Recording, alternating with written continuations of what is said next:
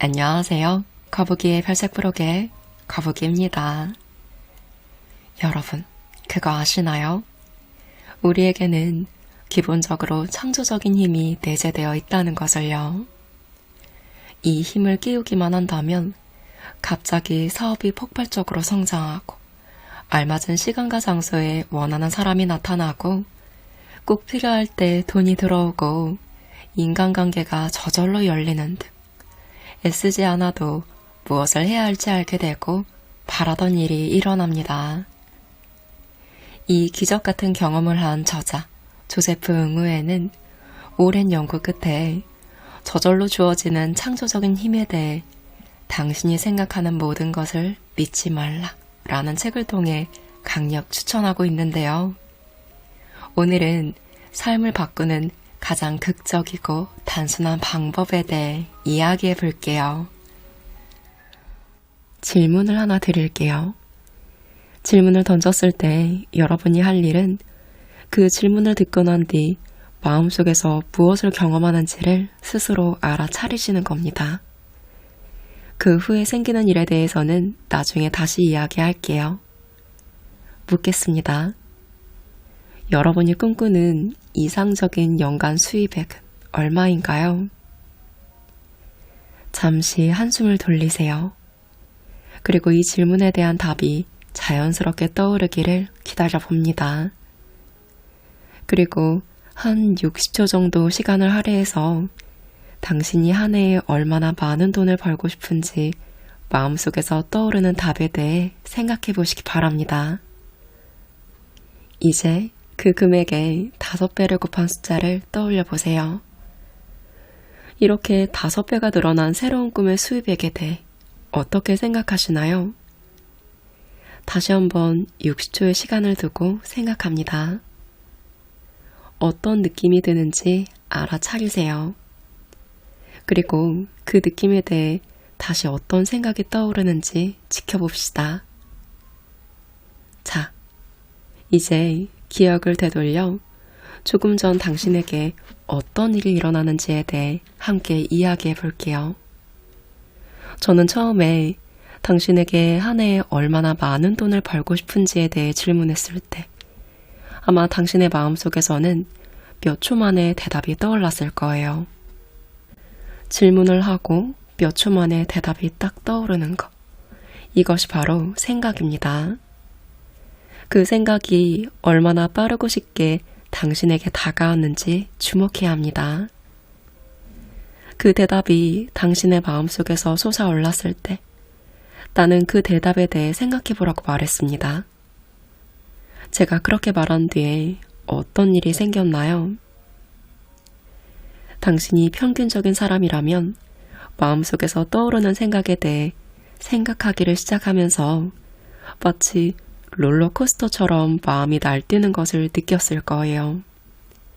가령 내게는 그렇게 많은 돈을 벌 능력이 없다거나 우리 가족 중 그런 돈을 벌 수 있는 사람이 없다거나 그렇게 큰 돈을 벌 방법을 도무지 모르겠다거나 아니면 너무 많은 돈을 원하는 것은 자신을 탐욕스럽게 만드는 멍청한 일이라고 생각했을지도 모릅니다.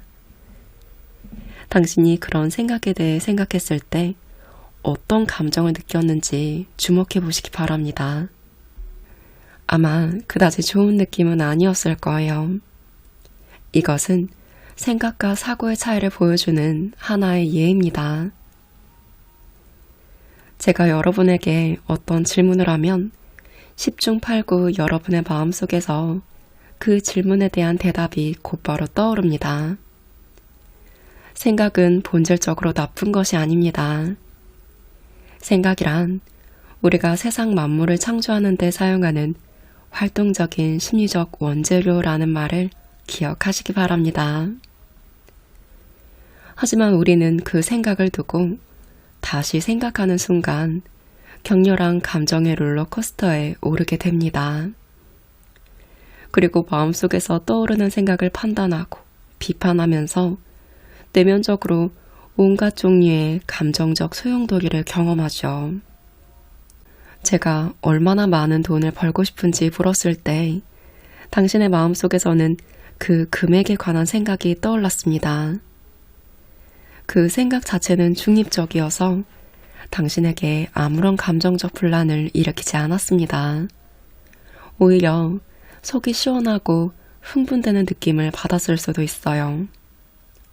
하지만 당신은 그 생각에 대해, 즉 금액에 대해 생각하기 시작하면서 자기회의, 비하감, 불안감, 분노, 죄책감 등을 포함한 여러 감정을 경험했을 겁니다. 사람이 겪는 모든 괴로움의 근원은 사고, 즉 생각하기라는 제 말의 의미는 바로 이것입니다.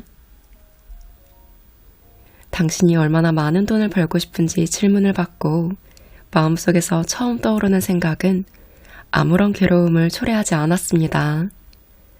당신이 불쾌한 기분을 느낀 것은 그 생각에 대해 사고의 행위를 시작하면서부터입니다.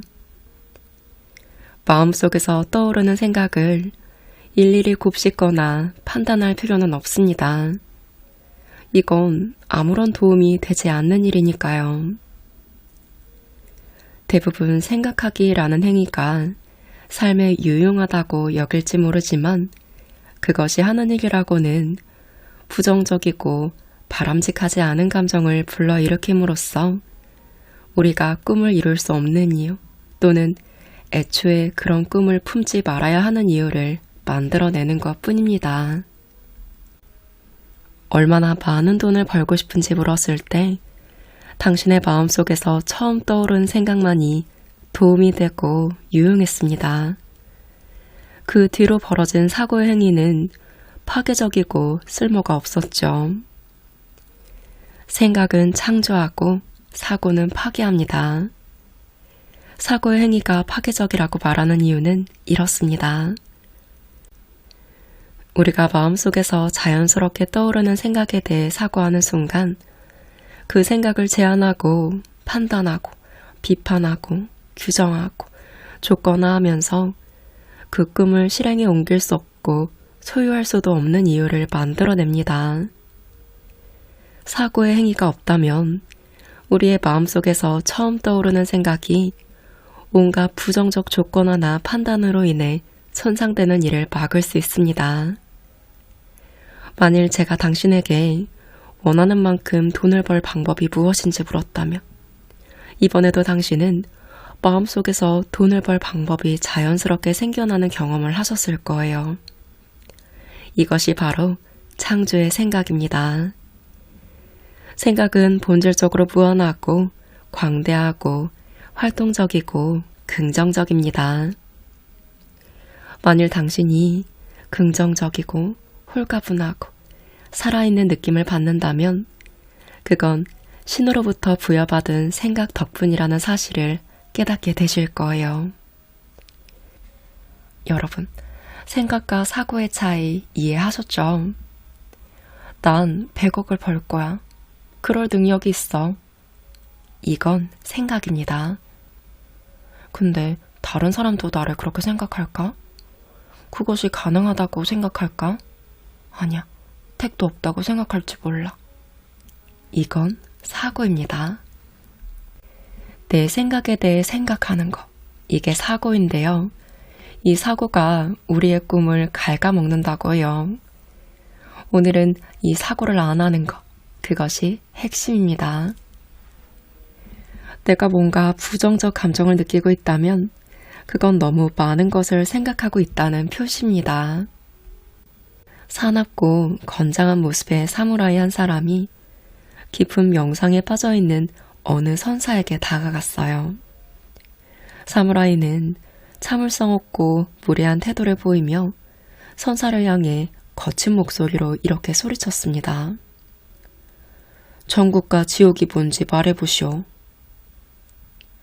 선사는 눈을 뜨고 사무라이의 얼굴을 바라본 뒤에 경멸하는 말투로 대답했습니다. 왜 내가 너처럼 초라하고 역겹고 힘 빠진 멍청이의 질문에 대답해야 한다는 말이냐? 네 모습을 더 이상 참기 어려우니 내 눈앞에서 썩 사라져라. 나는 그런 얼빠진 질문에 답할 시간이 없다. 그 사무라이는 이런 모욕을 견딜 수가 없었습니다.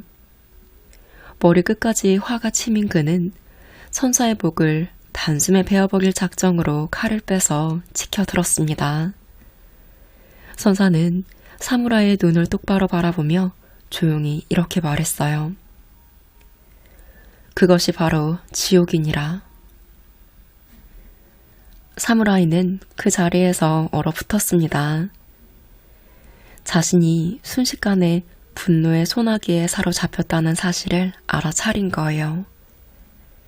그의 마음은 억울함, 증오, 자기 방어, 분노에 가득한 지옥을 스스로 만들어냈습니다. 그는 자신이 깊은 괴로움에 빠진 나머지 누군가를 죽이는 일도 마다하지 않는 지경에 이르렀다는 사실을 깨달았습니다. 사무라이의 눈에 눈물이 고였어요. 그는 칼을 옆으로 치우고 두 손을 합장하며 깨달음을 얻게 해준 데 감사하다는 절을 올렸습니다. 선사는 부드럽게 미소를 지으며 말했습니다. 그것이 바로 천국이니라. 생각하기를 완전히 멈출 수는 없습니다. 하지만 생각하는 데 쏟는 시간을 매일같이 조금씩 줄여 나갈 수는 있죠. 그렇게 노력하다 보면 하루의 거의 전부를 생각하는 행위에 사로잡혀 살아가기보다 더 없는 행복의 상태에서 많은 시간을 보내게 될 것입니다. 사람들은 생각하기, 즉 사고를 멈추려고 노력하는 일이 저절로 떠오르는 모든 생각마저 송두리째 없애려고 애쓰는 행위라고 착각합니다. 하지만 그렇지 않습니다. 생각과 사고의 차이점을 알게 된 사람들은 생각이 마음속에서 솟아나 자연스럽게 돌아다니도록 놓아둡니다. 다만 그렇게 떠오르는 생각에 대해 생각하는 시간을 줄이려 노력할 뿐이죠. 생각하기를 멈추는 일에 있어서 가장 흥미롭고 역설적인 대목은 자신이 생각하기를 하고 있다는 사실을 알아차리기만 해도 별다른 노력 없이 그러한 사고 행위를 최소화할 수 있다는 것입니다. 이게 무슨 말이냐? 지금 내가 생각에 대해 사고하고 있구나 라고 알아차리기만 해도 부정적인 생각의 굴레에서 벗어날 수 있다는 거예요. 이를 바탕으로 사고 행위를 멈추거나 지나가게 할 수 있는 겁니다. 여기에는 그렇게 큰 노력이 필요하진 않겠죠. 순수하게 현재의 순간에 머무르는 것만으로도 그 경지에 도달할 수 있습니다. 제 영적 스승의 한 분은 하나의 비유를 들어 이 개념을 설명했습니다. 제가 탁하고 더러운 물 한 그릇을 여러분에게 주면서 이 물을 깨끗하게 만들어 달라고 부탁했다고 가정해 볼게요. 여러분은 어떻게 맑은 물을 만드실 건가요? 15초 정도 대답을 생각해 보세요. 사람들 대부분은 물을 여과하거나 끓여야 한다고 대답합니다. 하지만 이들은 물그릇을 한동안 가만히 놓아두면 오물이 밑바닥으로 가라앉아 물이 저절로 깨끗해진다는 사실을 알지 못합니다. 우리의 마음이 작동하는 방식도 이와 같다고 보시면 돼요. 우리가 굳이 여과하거나 끓이지 않고 가만히 놓아둔다면 저절로 가라앉아 마음은 그러한 사고 행위로부터 자유로워집니다. 물의 본원적인 상태는 깨끗함입니다. 우리의 마음도 본원적 상태는 맑고 깨끗하죠. 단지 우리가 스스로 마음을 뒤흔들어 탁하게 만들 뿐입니다. 여러분의 삶이 불투명하고 혼란스럽고 괴롭게 느껴진다면 그건 사고라는 행위가 자욱한 먼지를 일으켜 마음을 흐리고 앞을 분간하기 어렵게 만드는 탓임을 깨달으시기 바랍니다. 사람은 오직 생각하는 것만 느낄 수 있습니다. 사고는 모든 부정적 경험의 근원이라는 사실을 깨닫는 순간 우리는 참된 진리를 발견한 겁니다. 그런 다음 여유를 갖고 사고 행위가 멈추기를 기다린다면 어느덧 맑은 마음이 되돌아오는 것을 느끼실 수 있을 거예요. 그러면 생각하지 않고서 어떻게 살아갈 수 있을까요? 이 질문에 대한 통찰을 위해 다른 질문을 먼저 해볼게요. 여러분은 현재 진행 중인 일에 전적으로 몰두해서 최고의 기량을 발휘할 때 머릿속에서는 어떤 생각이 흘러가시나요? 내가 세상에서 가장 좋아하는 일을 하면서 시간 지나가는 줄 모르고 일에 푹 빠져 있을 때 어떤 생각이 들까요? 잠시 생각해 보세요. 아마 아무 생각이 안 나지 않을까요? 사실 우리는 완전한 몰입의 상태에 돌입해서 최고의 능력을 발휘하는 순간 사람과 일의 구분은 사라지고 아무런 생각이 없는 상태가 됩니다. 설령 생각이 떠올랐다고 해도 잠시 마음을 스쳐갈 뿐이죠. 즉, 사람이 최고의 성과를 거두는 상태는 아무것도 생각하지 않는 상태입니다. 미친 소리처럼 들릴지 모르지만 사람은 아무것도 생각하지 않을 때 최고의 성과를 달성합니다. 최고의 성적을 올리는 운동선수들은 본인의 경기력이 최고조에 달했을 때 자기가 바로 그 지점에 도착했다고 표현하는데요. 그들이 말하는 그 지점이란 바로 몰입의 상태 또는 아무것도 생각하지 않는 무념의 상태를 뜻합니다. 무심의 상태에서는 최고의 성과를 내고 잠재력을 끝까지 발휘할 수 있게 됩니다. 우리는 생각하는 일을 멈춤으로써 에고의 한계에서 벗어나 세상에서 가장 놀라운 뭔가를 창조할 수 있습니다. 이 이야기를 믿으라고 강요하지는 않겠습니다. 단지 스스로 시도하고 경험하면서 그 통찰을 자기 것으로 만드시기 바랍니다. 이제부터는 언어를 단순화하기 위해 몰입이라는 단어 대신 무념이라는 말을 사용할게요. 여기에서는 그 두 단어가 같은 뜻으로 쓰입니다. 무념의 상태 역시 무한한 지혜와의 직접적인 연결을 의미합니다. 많은 사람이 자기가 좋아하는 특정한 활동을 할 때에만 무념 또는 몰입의 상태에 빠질 수 있다고 생각하는데요. 하지만 그것은 사실이 아닙니다. 우리는 언제라도 무념의 상태로 들어설 수 있습니다.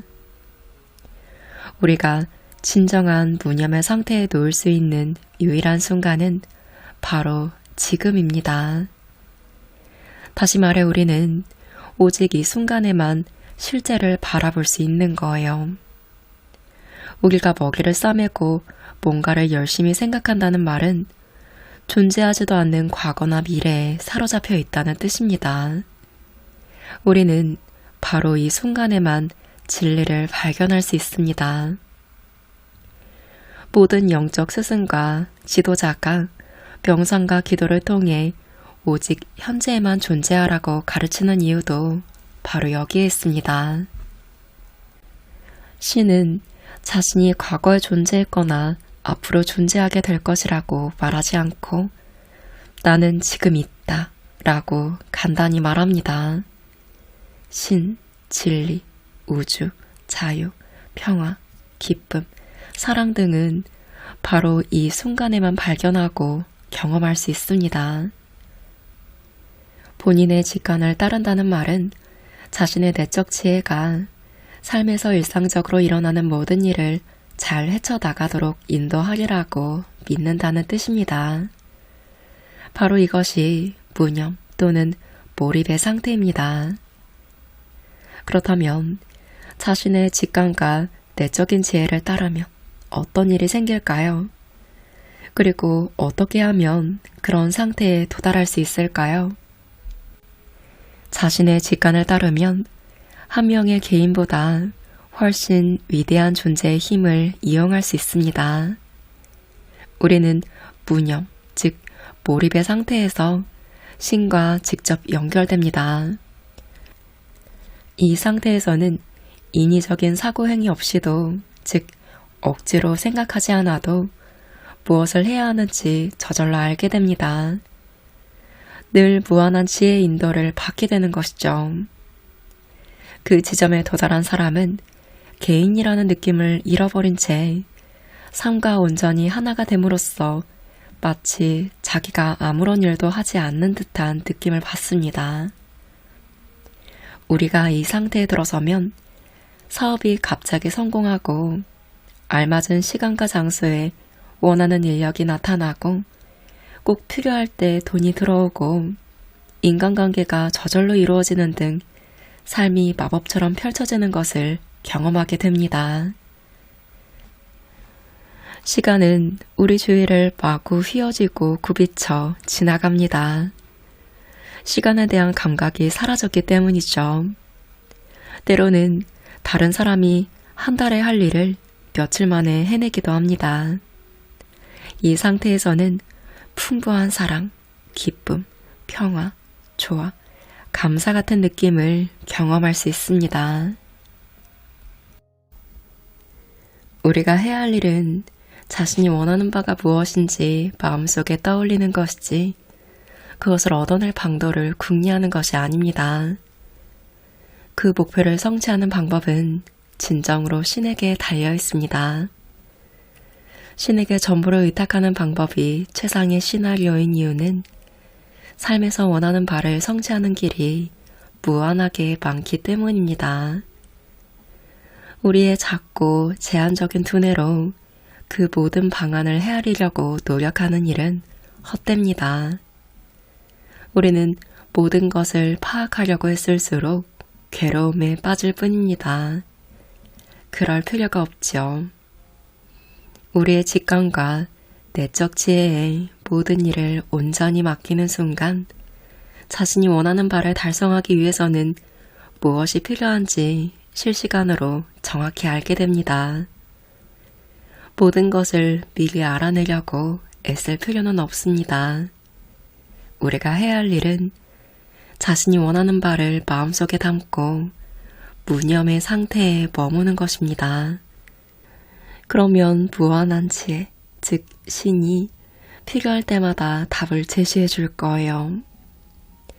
우리가 걷기 시작하는 순간 앞으로 가야 할 길이 드러납니다. 길에 나서기도 전에 여행의 전체 경로가 송두리째 모습을 드러내는 일은 없습니다. 이것은 믿음에 대한 필요성과 전적으로 배치되는 개념이죠. 우리가 세상에서 원하는 바를 펼칠 때 가장 중요한 것은 바로 믿음과 신뢰입니다.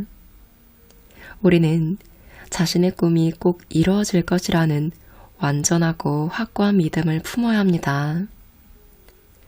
우주가 모든 것을 오케스트라처럼 조율해냄으로써 그 과정을 전적으로 주관할 거라는 사실을 믿어야 하죠. 우리는 삶에서 원하는 것을 항상 얻을 수 있습니다. 단지 그것을 얻어내는 방법이나 시간이 우리의 계산과 다를 뿐이죠. 우리의 직감과 내적 지혜, 즉 신은 항상 우리에게 말을 겁니다. 당신은 뭔가를 해야 한다고 귀에다 속삭이던 그 작은 목소리를 기억하시나요? 가령 직장을 그만둘 때가 됐다든가, 당신에게 상처를 준 사람을 용서하라든가, 누군가에게 데이트 신청을 하라든가, 친구에게 다시 연락해보라는 조언을 들려주었을 수 있습니다. 당신에게 어떤 일을 해야 한다고 알려주는 것은 바로 그 직감입니다. 당신은 직감이 들려주는 말을 따르지 않아 후회해본 적은 없나요? 또는 직감이 뭔가를 시도하라고 말했을 때 논리적으로는 맞지 않았어도 그 조언을 따른 덕분에 놀라운 일이 벌어진 적은 없나요? 그것이 바로 직관의 목소리입니다. 우리의 직관은 생각의 형태로 다가옵니다.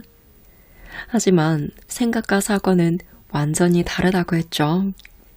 이 사실을 기억하셔야 해요. 생각은 본질적으로 신에게서 오는 것입니다. 마음속에서 갑자기 솟아오르는 듯이 느껴지죠. 반면 사고는 우리가 쏟아붓는 인위적이고 힘겨운 노력이며 그로 인해 항상 부담스러운 느낌을 주고 부정적인 감정을 불러옵니다.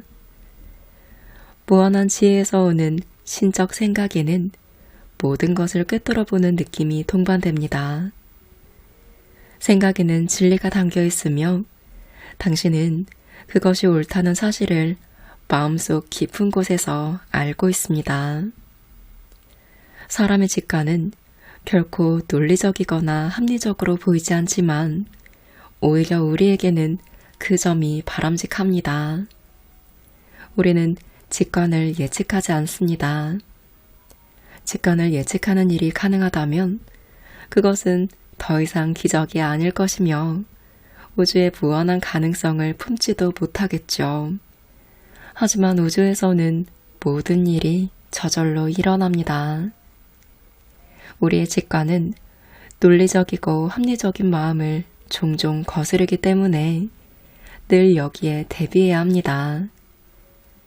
예를 들어 커피숍에 앉아있는 낯선 사람에게 말을 걸게 해서 아름다운 인연을 맺어준다든지, 어려움 속에서 누군가를 절실하게 필요로 하는 친구에게 문득 전화를 걸고 싶은 마음이 생기게 하는 것도 다 직관이 하는 일입니다. 직관은 우리에게 주어진 신의 선물을 10분 활용해서 자기가 깨달은 진리를 다른 사람들과 나누라고 말합니다.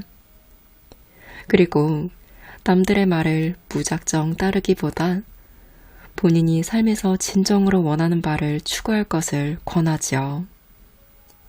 여기에서 예를 든 것은 직관이 들려주는 수많은 이야기 중 일부에 불과합니다.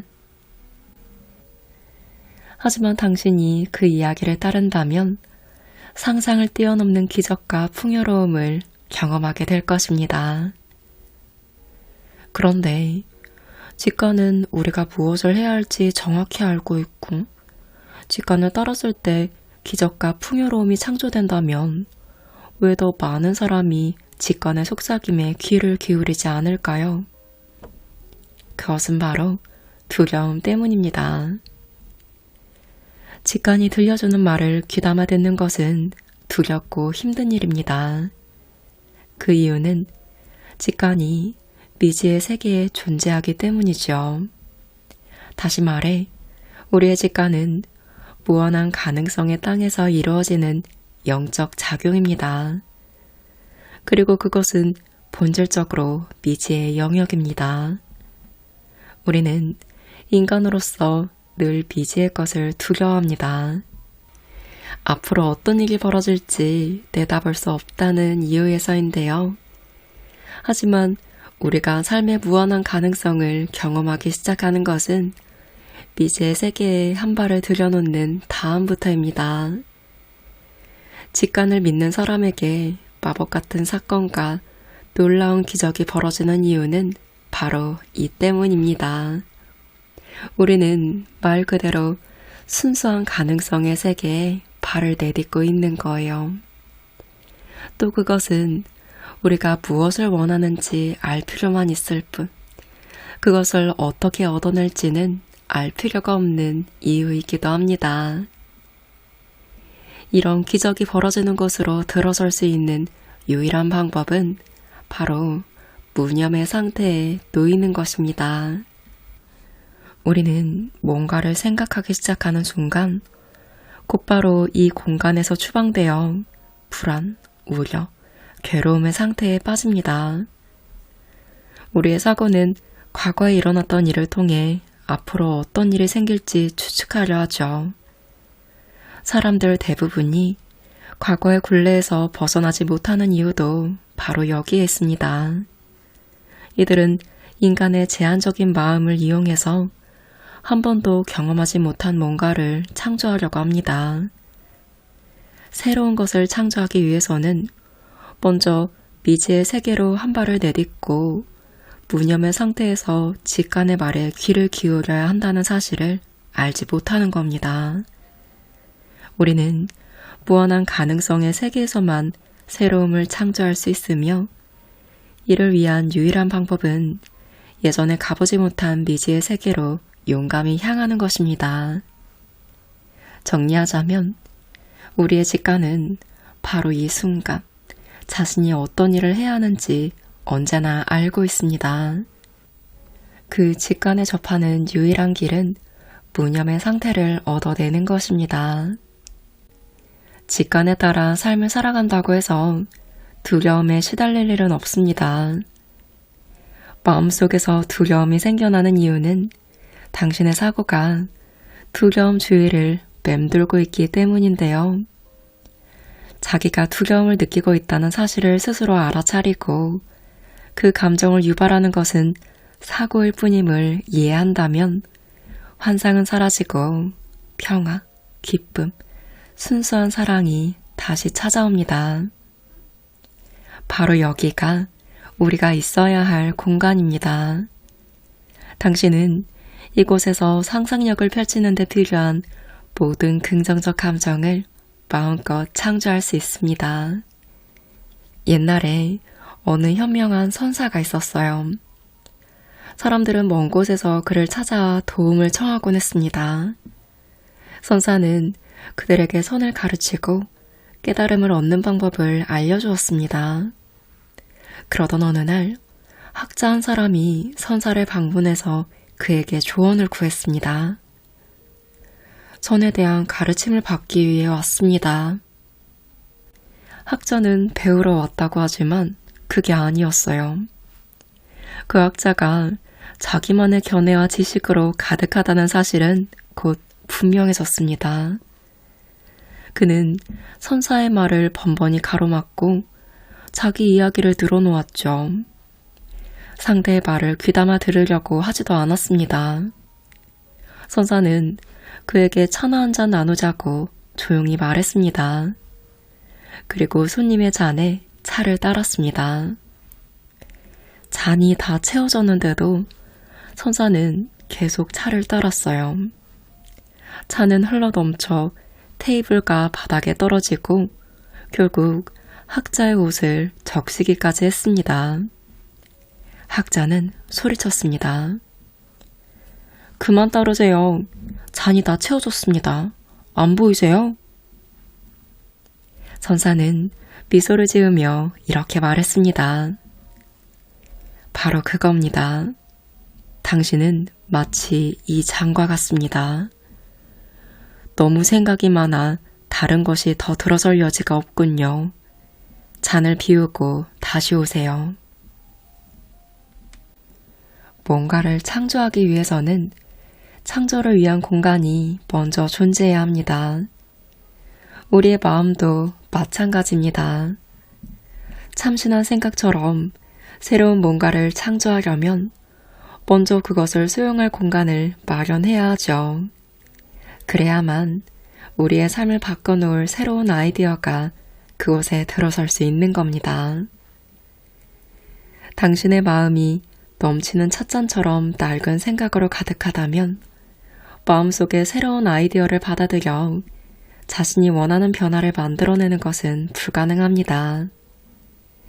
이 공간을 창조하는 길은 무념의 상태를 통하는 방법밖에 없습니다.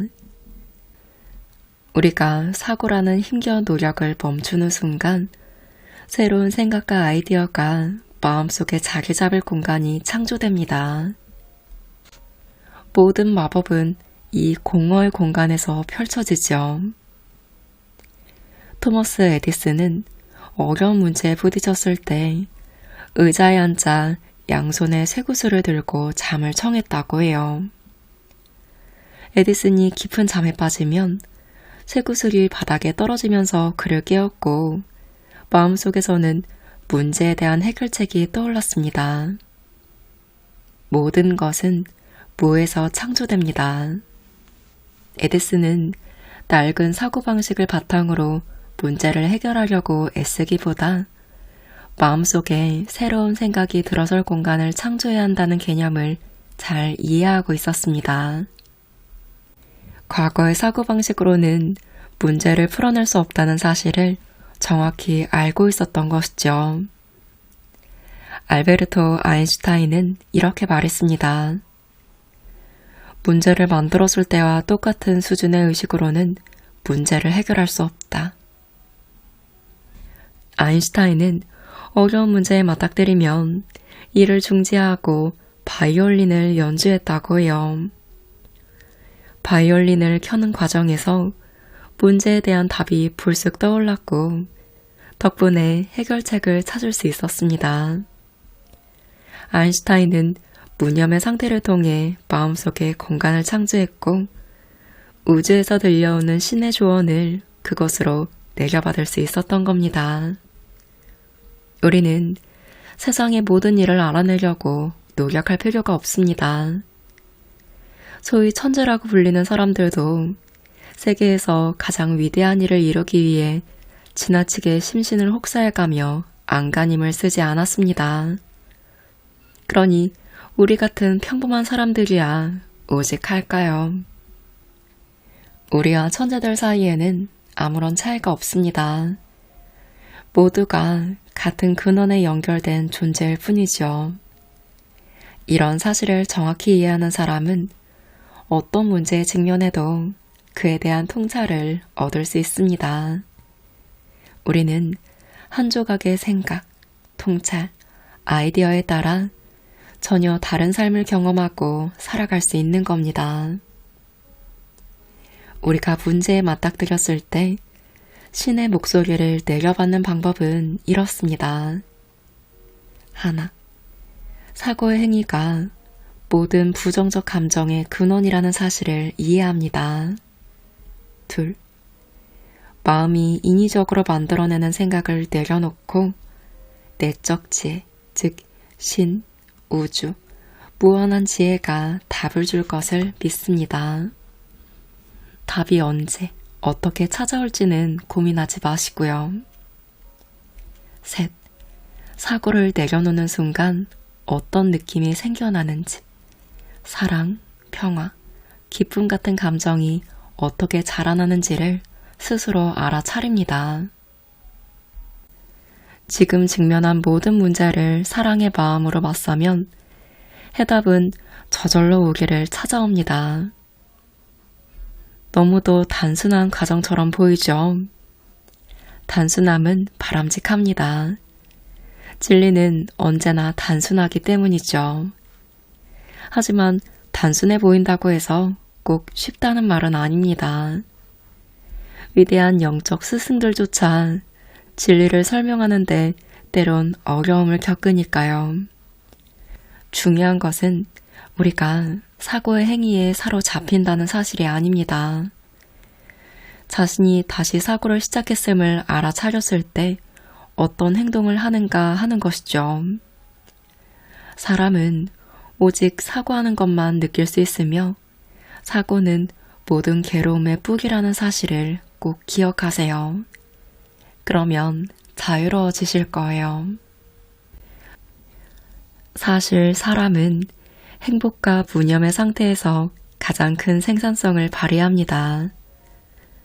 순수한 기쁨의 상태에 놓이면 시간이 순식간에 지나가는 듯 느껴지죠.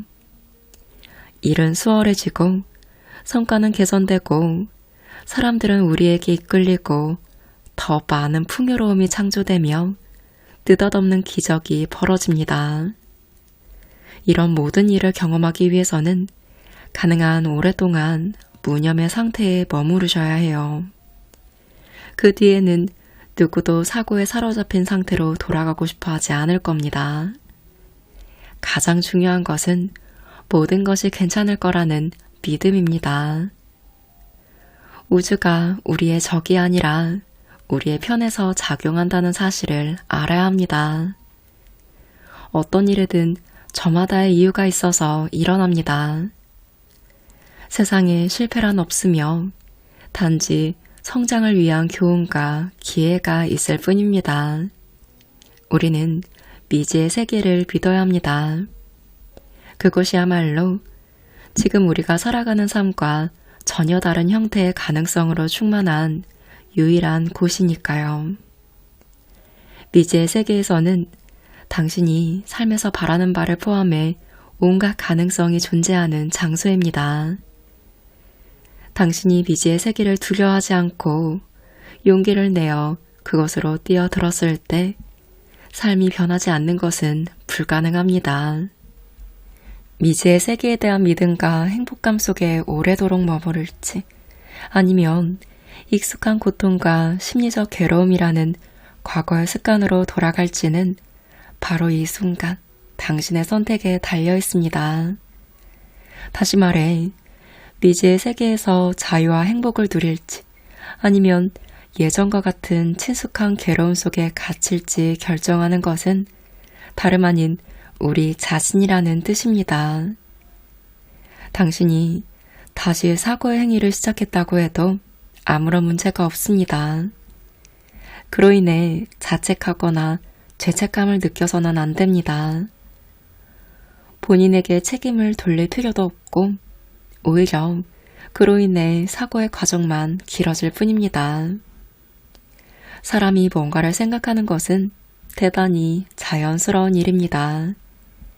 당신을 평화, 행복, 사랑의 상태로 되돌려 놓기 위해 해야 할 일은 스스로 사고가 시작됐음을 알아차리고 사고의 행위, 즉 생각하기가 괴로움을 초래한다는 사실을 기억하는 것. 그것이 전부입니다. 그렇게 해야만 그 이행 과정이 고통과 노력 없이 수월하게 이루어질 수 있습니다. 여러분은 원하고 바라는 것이 있으시죠? 그럼 우선 생각하기를 멈추세요. 미지의 세계에서 들려오는 신의 목소리로 꼭 모든 것을 수월하게 이루시기 바랍니다. 오늘은 조세프 응우엔 저자의 당신이 생각하는 모든 것을 믿지 말라와 함께 했습니다. 이 책은 오로지 입소문만으로 아마존에서 무려 90주 동안 일기를 했을 정도로 엄청난 인기를 끌고 있는 작품이라고 해요. 저도 생각보다 되게 잘 읽었어요. 우리는 정말 많은 생각을 하면서 살아가잖아요. 수많은 감정들을 느끼며 불안해하고 지치곤 하는데 알고 보니 그건 우리의 생각에 대한 사고 때문이었던 거예요. 이 부분을 굉장히 잘 짚어주고 있어요. 그리고 이런 굴레에서 벗어나도록 하는 생각 멈추기에 대한 이야기가 굉장히 매력적으로 설명이 되어 있는데요. 특히 중간중간에 내용에 대한 이해를 돕는 선사에 관한 이야기들이 나오는데 이 또한 재미를 추가하는 큰 요소가 되었습니다. 마음 공부를 처음 접하시는 분들에게는 조금 어렵고 심오한 내용일 수 있어요. 하지만 실천하기에는 굉장히 좋은 내용이니 참고하셔서 직관의 세계를 직접 열어보시면 좋겠습니다. 지금 한번 생각하기를 멈춰보세요. 그리고 원하는 일들이 저절로 일어나는 놀라운 경험을 해보시기 바랍니다.